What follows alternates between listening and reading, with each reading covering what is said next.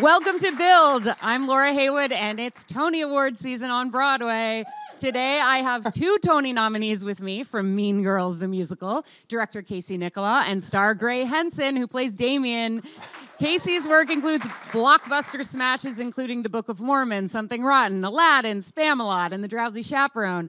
Grey spent 4 years playing Elder McKinley in The Book of Mormon on tour and on Broadway, and is a total standout in Mean Girls. I love this show so much, and I'm thrilled you're here. Welcome, Grey and Casey. Thank you for having us. Thank you. First of all, thank you for choosing my favorite color to represent this show. Broadway has needed a hot pink show for a long time. Yes. Agreed. Just for you. I love Mean Girls. I have been back to enter your ticket lottery multiple times, just trying to get in to see your brilliant performance again and your brilliant work, Casey. Thank you. What has it been like to have such a strong fan reaction to this show? Oh, wow. I mean, it's been incredible. It's been incredible. You know, it's weird because it's still so early on. I mean, we just opened like a month and a half ago, but it just feels like we were just working on it the whole time. So it's weird that you suddenly go, oh my God, people are seeing it and they're liking it. So it's thrilling. Yeah, it's a wide range of fans, too. The movie came out in 2004, so that was when I was in high school. So our generation's coming and enjoying it and getting a little tipsy and loving it. And then you've got the younger people who, like, you know, are fans of the cute boys that dance in our show and are dying at the stage door. And then Like you? Like me. No, I'm truly talking about some of the former newsies who are flipping and turning in Casey's choreo. But yeah, it's amazing. And then we get to meet them at the stage door, which is always the best part about performing live, you know? And one other thing I love about it is mothers and daughters coming together. That I think is really a really cool thing, you know, and that's what I'm always taken by, that there's so many, and I love it because, you know, it's got such a cult following, the movie does, and that moms are loving it from when they saw it, and then they're able to share it, and I think it's really nice. Grey, I read an interview where you said that you don't even remember the first time you saw this movie because it always just felt like it was a part of you. Yeah, I think a lot of people my age felt that way. It came out and it was like such a loud, vibrant, like entertaining movie that was about our people, you know? It was one of the first times I saw like an openly gay teen on screen. And I'm from Georgia, a smaller town, and I was gay, but not out of the closet at the time. So for me, that was like, is this okay? And he was so comfortable and confident and like unapologetically himself. And it was the first time I think I fell in love with the Tina Fey voice, which is so specific and so smart and so quick. And so, yeah, it was always a part of like my vernacular growing up. And What was your favorite quote from the movie? I've always loved everything Gretchen says in the movie because she's a train wreck. But the moment where Gretchen cracks, and then they go into like the class and she's talking about Caesar and she's like, we should just stab Caesar. And like, that's always been my favorite part. Yeah. Casey, you must have dug into the movie really deep. Yeah. In preparation for this project. I did. Do you have favorite moments from the film? Well, my favorite line I tried to get Tina to put in, but I love when Regina is on the phone and she's like, boo, you whore, and then she hangs up on her. And it never made it in. It was in it for like 2 days or something. Oh, that is... You know, it's funny, and that was a good thing about Tina, is she wasn't precious about stuff. She knew that we had to make it stage-worthy, and a lot of things that people know from the movie didn't end up in it. But so many good lines from the film did end up in it. Yeah. And it's also been updated. Can you talk about how the story itself has been updated so that it takes place now and not in 2004? Yeah, well, it's also crazy about how relevant things still are, you know, and with bullying and everything else. And, you know, like no three-way calling.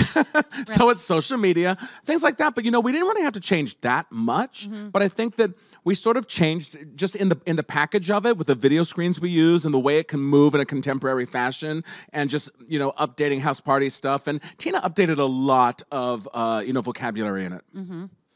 She took a lot of the jokes too, and don't want to say improved them, but enhanced them too. Like things that you think we're gonna say, we say them in a different way. Like Karen has a joke at the table about not being, if she's from Africa, why are you white? You know, it's a little different here, and so that's a good surprise. But yeah, definitely everything happens online these days. Like everything happens, bullying happens on social media. You know, everyone's quick to judge and to compare and contrast, and that's what I think high school is about, unfortunately. So to make that a big part of the show is important, yeah. I was thinking about you playing Elder McKinley in Book of Mormon, which of course Casey also directed, and how Elder McKinley's whole thing is turn it off. And Damien's thing is like, turn it on. Turn it on. I sort of want there to be like a parody song, Turn It On. Like, Yeah, you there know, should be. Yeah, that's they're from a little Damien's bit in the same perspective. vein for sure. And we opened the first national tour of Book of Mormon together, so I got to work with Casey then. But the show had already been super successful at the time. But I always say that Casey cast me in these parts that he should play himself. Like, how good would he be as Damien or Elder McKinley? You know, Oldest Damien ever. oh no, never. Watching you two interact backstage, I feel like you're the same person.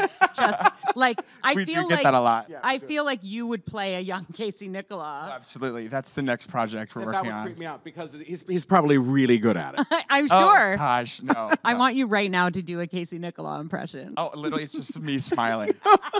Like the my best gosh. person to be in the room with. Like, and the whole team, it's so amazing. And it's so funny that we've never done an interview together, but the two boys of the Mean Girls, you know, normally it's, you know, so saturated with all the ladies All who the we love. women.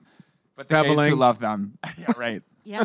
Well, there is a special place in this show for the men, and especially Damien. I mean, he is such a beloved character, and I feel like you're bringing him to life perfectly. Thank you so much. He is, and you know, also the thing that's great about the whole creative team is that we wanted to write for the people that we have, you know. And Grey has such a, you know, is so charming. And one of the things we got in DC was we are missing Damien in Act 2. And I think it's because he does Where You Belong at the beginning of Act 1, and everyone just falls in love with him and thinks they're going to see more of him, and then they don't. And so the song Stop, the big tap number, was one that we added right before New York. Yeah, it was brand new. Yeah, we did it in rehearsals, and that was all new, just based on Grey, and actually based on what Tina wanted to say about you know, women making girls making, you know, bad decisions. Everybody really, but girls making bad decisions before they think it through. And then Damien's like, oh yeah, not just girls, me too.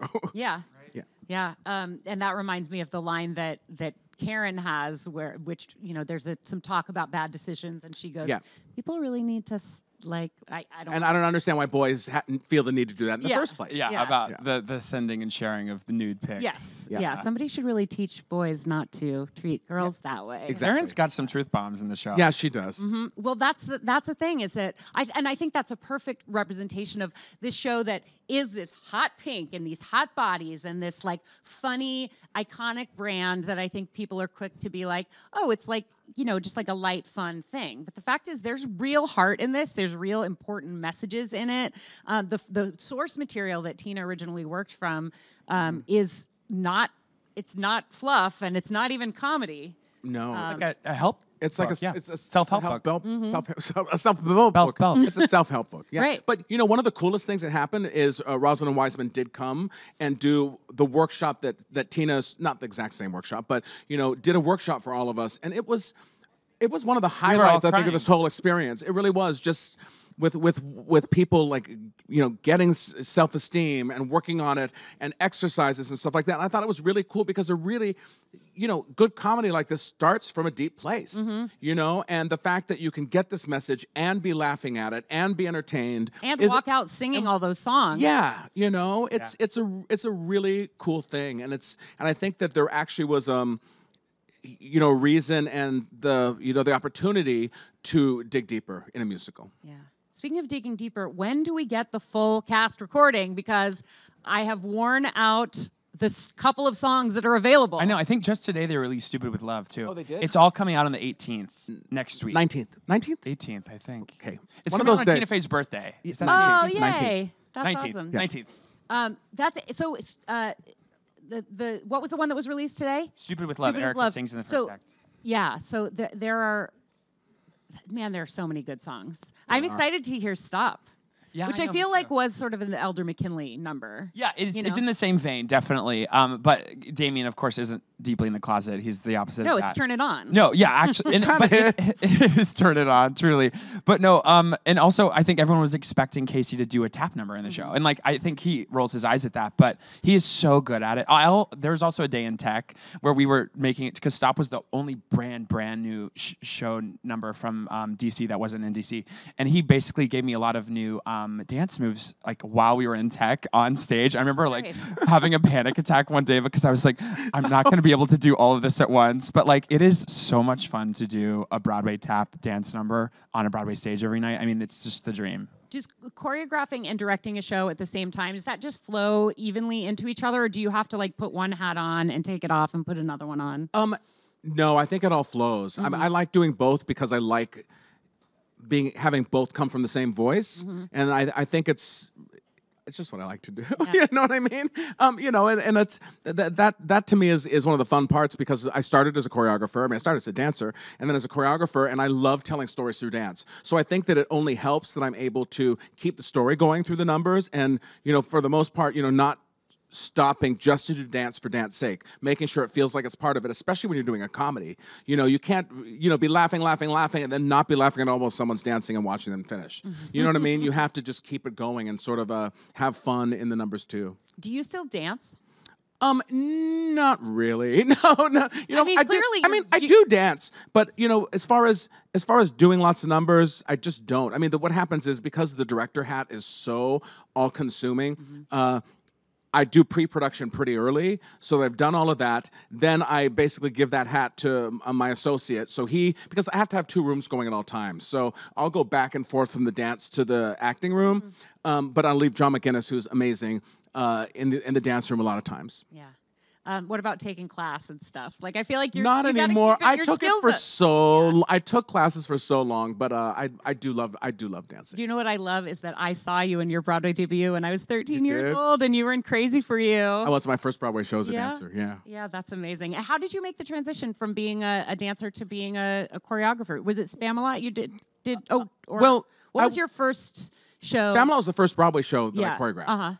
And you know what happened was, you know, I was in 8 shows as a Broadway dancer, and you know, I always had like director head, so I find myself, you know, sitting around going like, ooh, I would do it this way, or I do it that way. And I actually kind of got tired of going like, oh my God, I'm that person. I need to stop directing. that. I need to stop like being that person. You know, I go in the cast room and go like, what are they thinking? No, but you know what I mean. But that's why I feel like I learned how to do what I do, as opposed to just like sitting there and, you know, no one had cell phones in rehearsal, so instead of reading magazines, you know, I would watch how they put it together, and I think that's where I learned so much about doing it. And you know, when I was in Seussical, the musical, I saved all my money that I had and said, I'm going to just do a presentation. I'm going to do 3 numbers, and I'm going to invite everyone I've worked with to see it. And they came, and that's when I got my first job. It wasn't Spamalot, it was a regional theater job. But it was crazy. It started with me going like, you know what? I need to be creative somehow, as opposed to, you know, being in the chorus right now. And I booked space in a dance studio on Wednesday and Saturdays between shows, and the first, you know, couple times I was just sitting there eating my sandwich going, what am I doing here? And before you knew it, I'd choreographed 3 numbers and got 25 dancer friends, and we did it. That's amazing.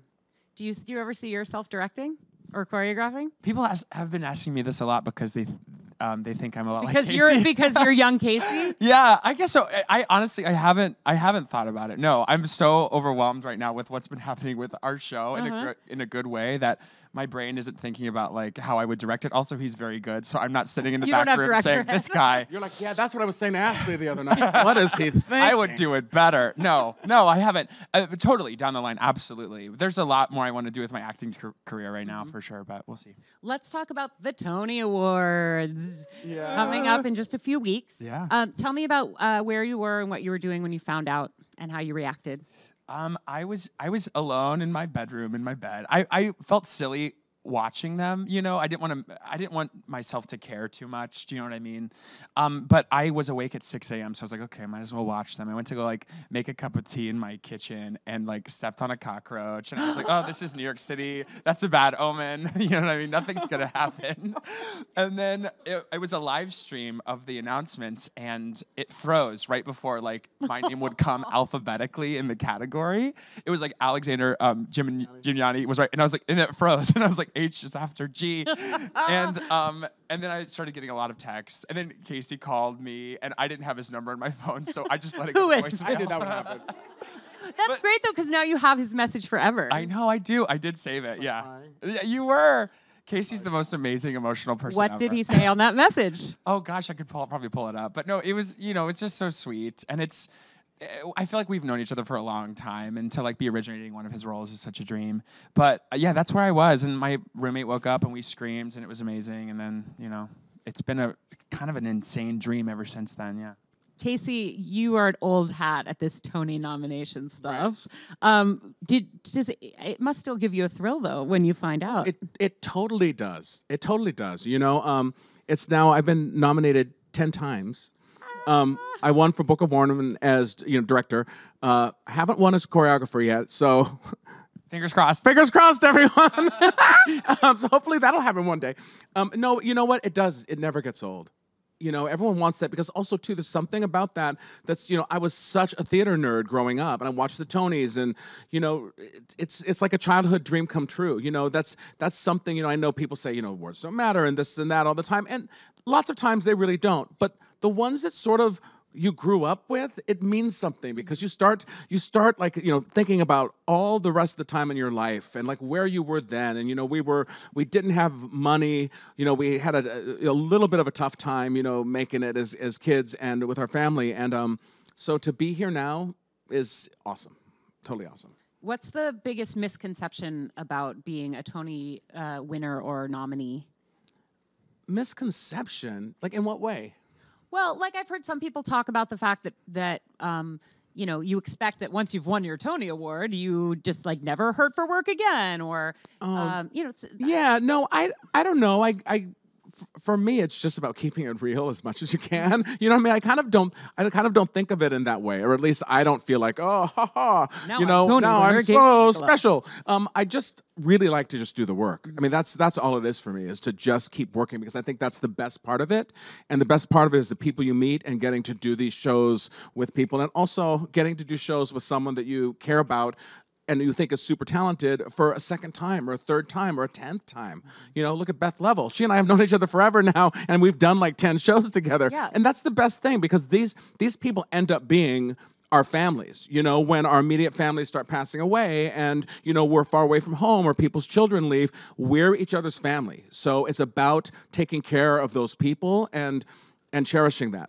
So I love how you said that. And speaking of Beth Level, you're also directing a show coming to Broadway in a few months called The Prom that Beth is in. And weren't you also in Crazy for You together back in 1992? Yes, I was. And then also, speaking of Broadway families that continue on, it was just announced that you're going to be directing the Spamalot movie. I am. Coming back to your Broadway, yes. Your roots in that. And you didn't direct that on Broadway, right? No, I choreographed it. Mike it. Nichols directed it. Yeah, but you're going to be at the helm of the film. Yes. So what part will Grey Henson be playing in that film? Whatever part he wants. Here's my audition.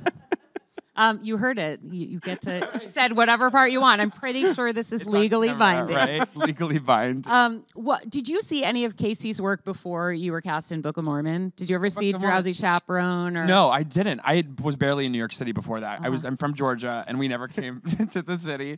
And then I went to school in Pittsburgh. And then the month after I graduated from college, I toured with Book of Mormon. Oh, right. But at least you didn't say I was too young to see any of those shows.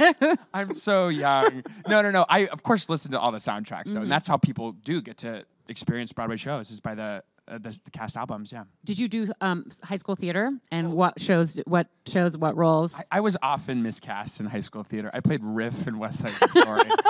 Are you just so intimidated by my face?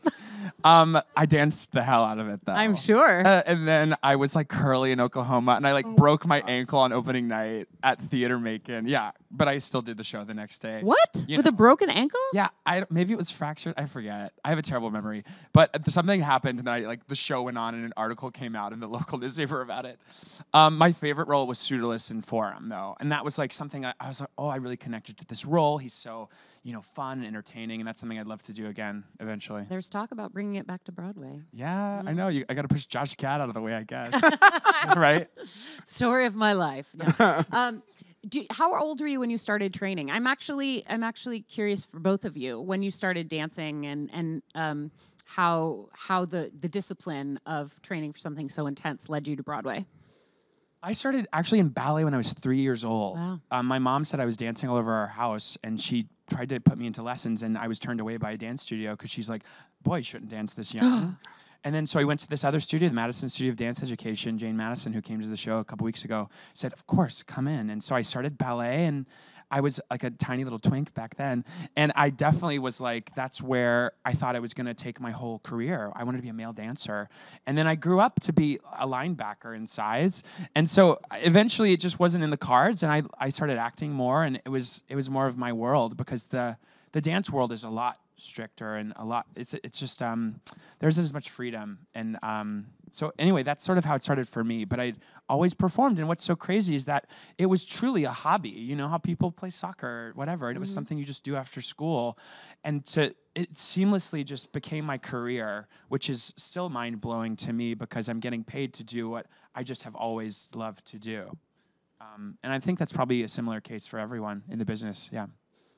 I don't know that everybody gets to just like graduate from college and then go into into I know, like, a I'm so major lucky national and tour, stupid, but yeah. Were you really young when you started training? No, here? I was 13, which is not that young, you know. And it's like yeah, it was great. I just finally found like I was in my body, you know. So it was that was it for me. I feel like that's a hard age, especially for a boy, to start to be like, I want to Totally, be a dancer. but you know what? I didn't really fit in school, and you know, and I was, I guess, effeminate for, you know, and you know, you don't even know those things then, really. You know, I just thought I was a normal kid, you know, and the thing is, I just didn't fit in. And then one of the girls at school who was in one of my English classes said, you know what? There's this junior theater place over here that I think you would really love. And I, you know, was a dancing Indian in Annie Get Your Gun, and I was probably pretty terrible, but I really had the best time. I felt like I just like finally sort of found my pack, and that was it. Like I could care less about high school after that.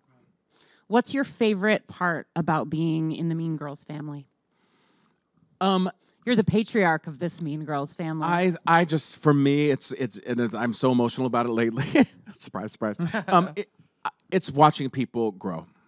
That's what it is. It's watching people, like remembering their first audition, seeing where they are now, seeing, you know, some of the kids that did Prom in Atlanta in the show now, and just seeing how they're, you know, growing up in 2 years, and, you know, it's all of that. That to me is the best part. And also just, you know, meeting new people, meeting Tina and Jeff and Nell was awesome, and getting to collaborate with them and solve problems together and be on the same page was really super special. And then the other part for me is again, it's like going back to family. I don't know, I'm stuck on this, but you know, all of the design team, you know, Greg Barnes and Scott Paskin, Ken Posner and Brian Ronan, you know, as well as Terry Purcell, the wardrobe supervisor. You know, we've all worked together so many times now, and so it's a very easy, wonderful thing that we all sort of know each other, and we have like a, you know, we just know how to talk to each other. You know, so that is the best part.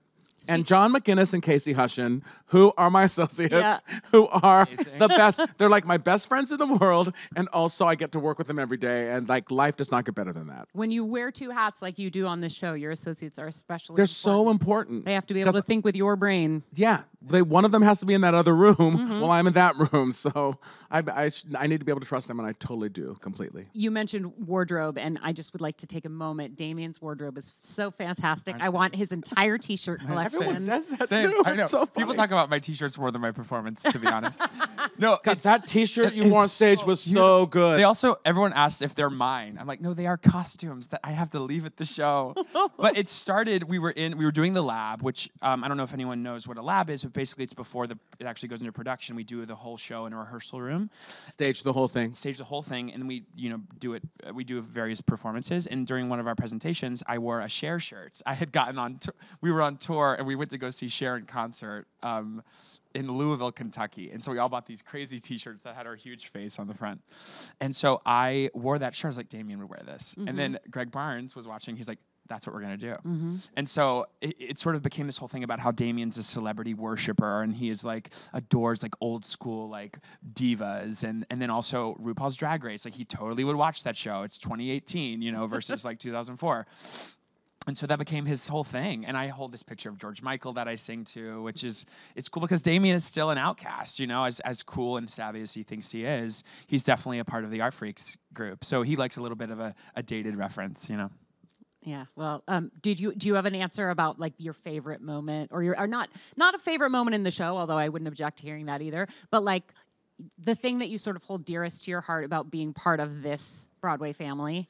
Well, I mean, obviously watching Casey work, like he said, it is such a family and such a group, and to see how well people can work together and they're just be really good people versus not, you know?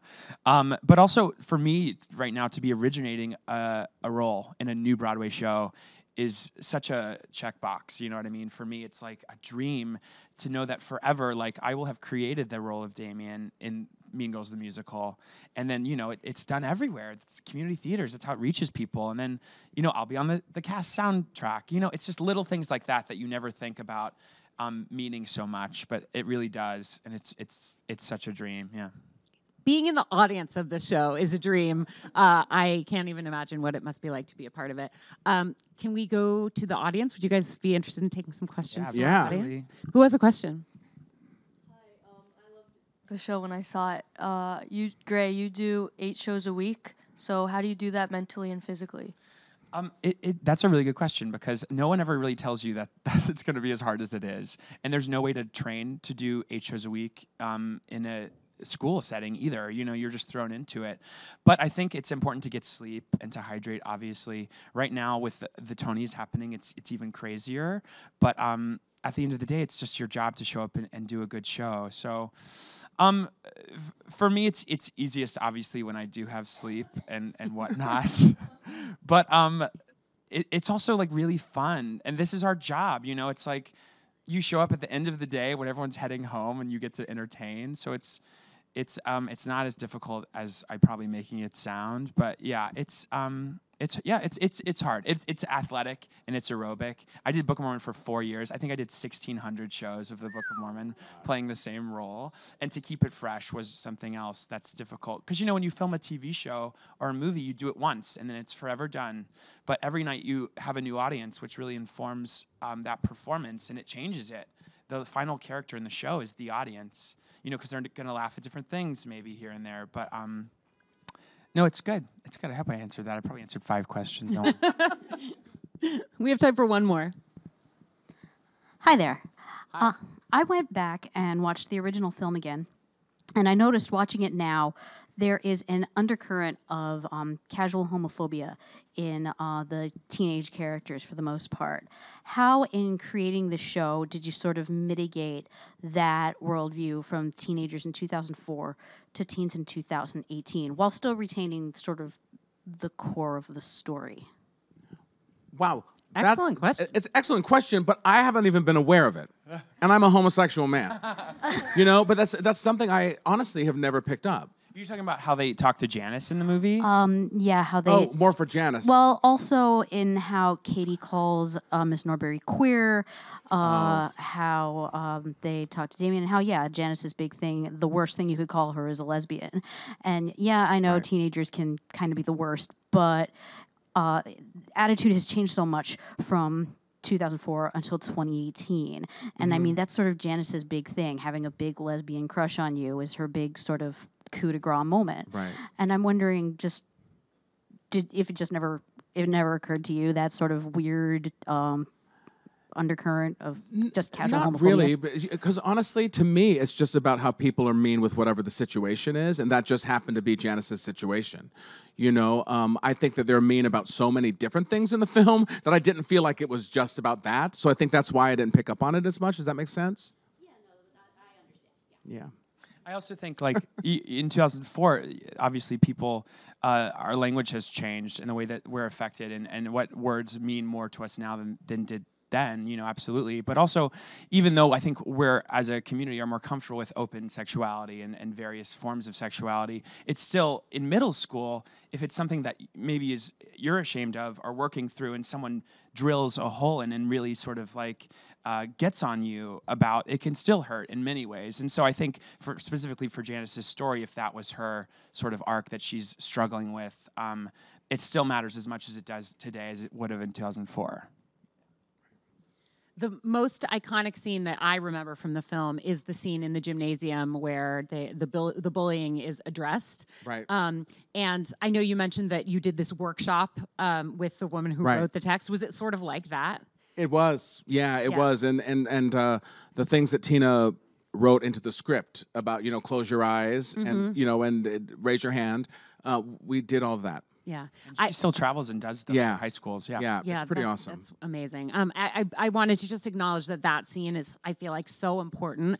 And I kind of wish that every school had a version of that. And I'm glad that we get to see that modeled, because in the midst of this, like I said, hot pink, big hair, funny, like laugh a minute musical show, there are these lessons that I think Absolutely. every parent, every teenager, and every just like person who interacts with other people in the world should see.